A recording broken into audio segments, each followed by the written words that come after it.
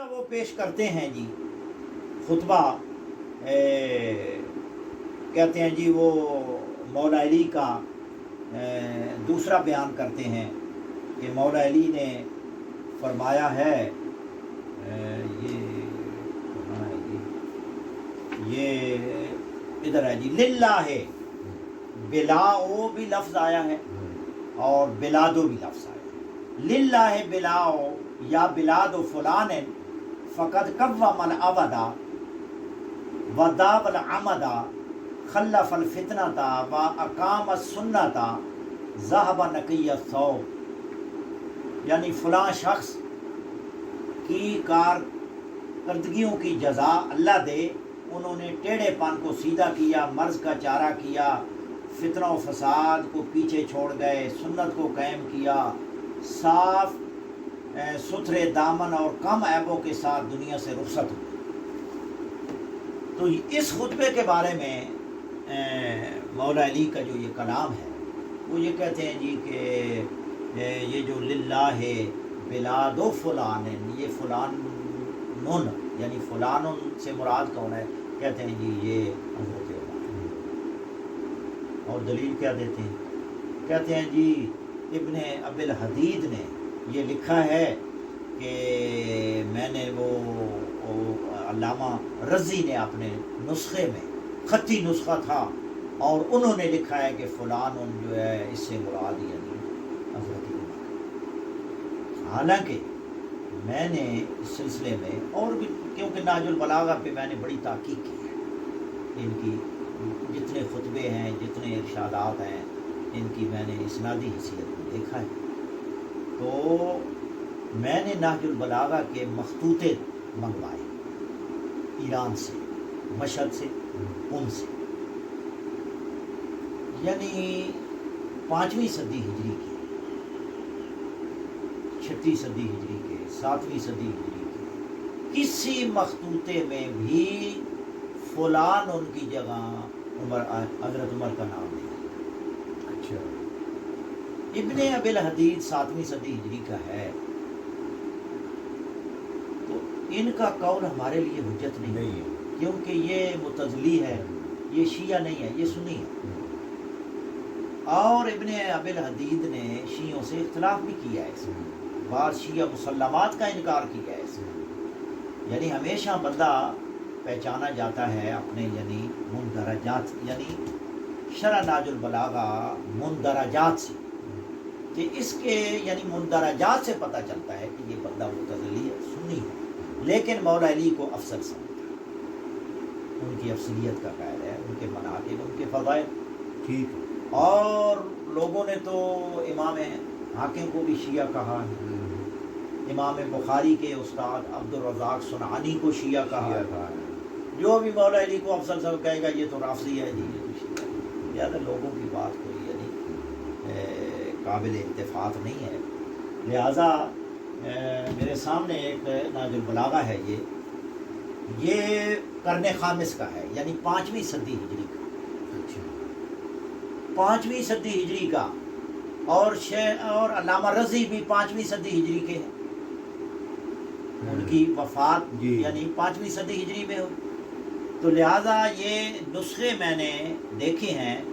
ایک نسخہ ہے 494 ہجری کا جس کی تحقیق حسن السعید نے کی ہے، ایک نسخہ 544 کا ہے،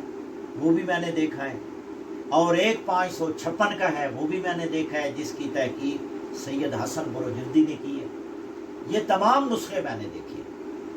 اب یہ دیکھیں کہ یہ 5ویں صدی ہجری کا یہ مخطوطے کا عکس ہے، یہ آپ دیکھ لیں، مخطوطے کا عکس ہے۔ یہ جو خطبہ ہے للہ بلاد و فلان یہاں موجود ہے، اس کا صفحہ نمبر 223 ہے۔ اچھا، یہ انہوں نے اس کے حاشیے پہ یہ لکھا ہے کہ اس سے مراد فلانوں سے مراد مولا علی کے یعنی اصحاب میں سے وہ شخصیت ہیں کہ جو پیغمبر گرامی قدر کی زندگی میں زندہ رہے، لیکن جو حضور کے بعد فتنے برپا ہوئے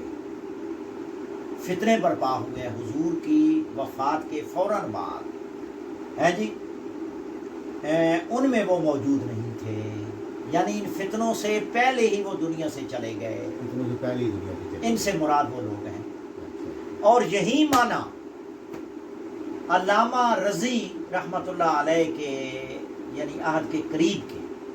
ایک عالم تھے علی بن ناصر۔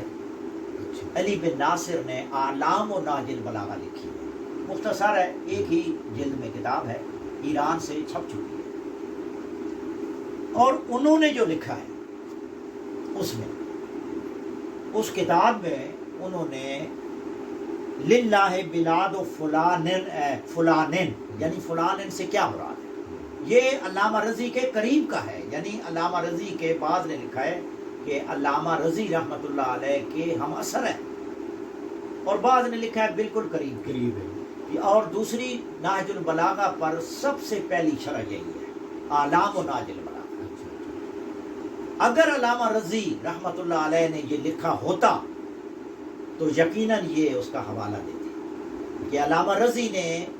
اس سے مراد حضرت عمر کو لیا ہے، لہذا یہ مراد ہیں یا نہیں ہیں، کم از کم اشارہ تو کرتے۔ اور میں نے علامہ رضی کے دور کے یعنی ان کے زمانے کے مخطوطے دیکھے، ایت اللہ مرعشی کی لائبریری میں موجود ہے، مشہد میں یعنی مکتبہ رضا، امام رضا علیہ السلام کا جو کتب خانہ ہے، وہاں وہ مخطوطے موجود ہیں، کہیں بھی نہیں لکھا۔ حتیٰ کہ یہ جو مخطوطہ میرے سامنے ہے، اس مخطوطے کے حاشیے پہ تو وہ لکھا ہے کہ اس سے مراد مولا علی نے ان کی تعریف کی ہے کہ وہ اس وقت موجود نہیں ہے، اور اللہ یعنی اعلام ناج البلاغہ میں لکھا ہے بے حسن سیرت، یعنی ایک ایسے شخص کو حسن سیرت کے ساتھ سراہا ہے، وَأَنَّهُ مَاتَ قَبْلَ الْفِتْنَةِ الَّتِي وَقَعَتْ بَعْدَ رَسُولِ اللَّهِ، کہ جو شخص پیغمبر گرامی قدر صلی اللہ علیہ وآلہ وسلم کے بعد پیدا ہونے والے فتنہ سے پہلے ہی انتقال کر چکا تھا، وہ یعنی مراد لیا ہے۔ اسی طرح کتب راہوندی رحمۃ اللہ علیہ نے بھی یہی یعنی مراد یہ ہیں کہ ان میں سے مولا علی تعریف کر رہے ہیں ان اصحاب میں سے کہ جو اس فتنے سے پہلے دنیا سے انتقال فرما گئے، لہٰذا کوئی قرینہ نہیں ہے، کوئی دلیل نہیں ہے کہ آپ اس سے مراد کریں جی مولا علی ان کی تعریف کر رہے ہیں۔ یہ احتمال